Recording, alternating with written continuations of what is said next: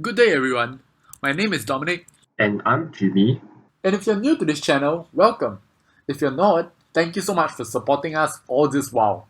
Just remember that every like and subscription goes a long way in supporting our production of future videos. Wait, before that, disclaimer. None of the content produced in this video should be used as a substitute for professional investment advice, nor does it constitute an offer or solicitation for investment related products. It will also not induce the creation of any binding legal relations. Okay, for real now.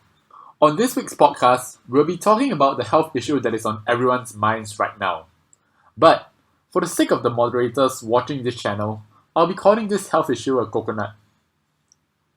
So, Jimmy, could I get a sensing of how this coconut has affected your day-to-day well-being? Well, first things first, with the circuit breaker measures in place, I find it hard to commute, hard to purchase my daily groceries, and all the meetings that I've scheduled in advance have all gone to waste.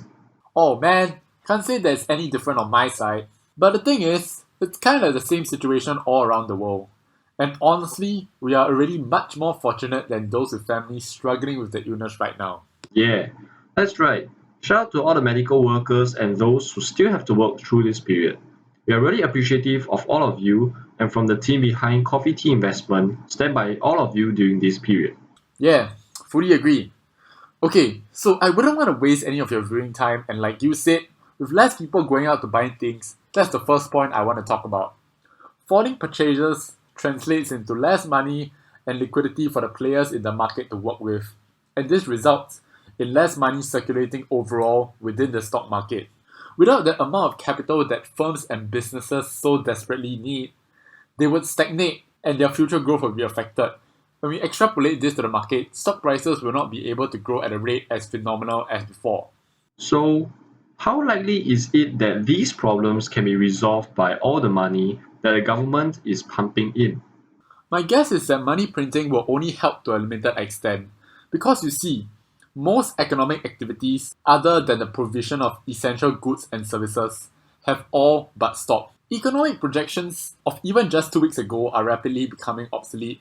A global recession is now the baseline forecast of many investment analyst firms as well as hedge fund managers. Countries like Europe and Japan are almost there already. With unemployment skyrocketing, the US is on track to follow, and the lifting of lockdown bans around many states in the US is likely to be a huge mistake. If I were to give you empirical evidence, the majority of economists polled recently by the University of Chicago's Booth School of Business predict a major recession as well. And that ties in with the second point I want to make. With wide-scale unemployment all around, the growth that I mentioned earlier will even more contracted in the next few years. On an individual level, it is not just purchases that will be cut back, but some people will also be experiencing very drastic layoffs. This will have a long-term impact on the economy because unemployment is not something you can just recover the next day you wake up. Hysteresis will occur. Wow, that's a big word. What's that?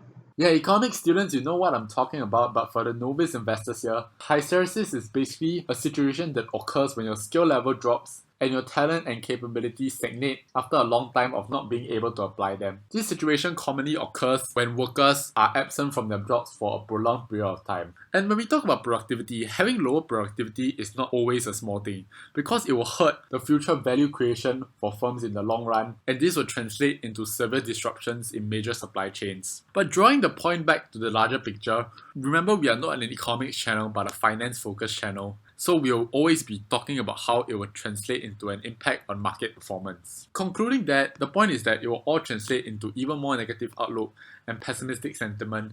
And like I reiterated in my earlier videos, all positive sentiment surrounding the market right now is just a passing phase. But the past few weeks have been super bullish. You just look at the top 10 performers in the Nasdaq. They're totally taking off. Yeah, I was there when it happened too, but you see the thing is, it is all just temporary. Like we mentioned in our previous video, governments around the world are continuously pumping money into the market, issuing things like bonds and insurance, or just handing out cash on a silver platter. Well, isn't that easy?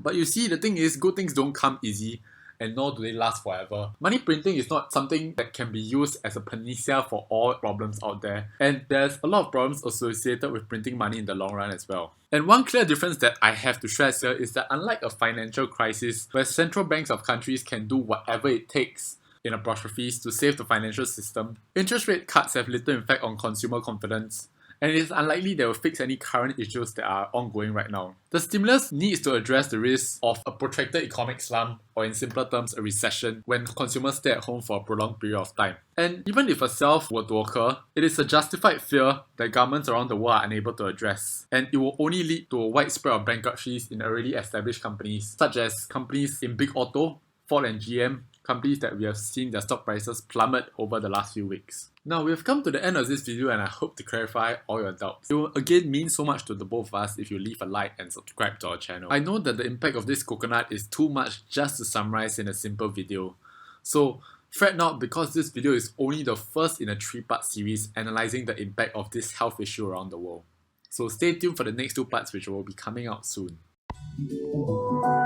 Ever since the day that you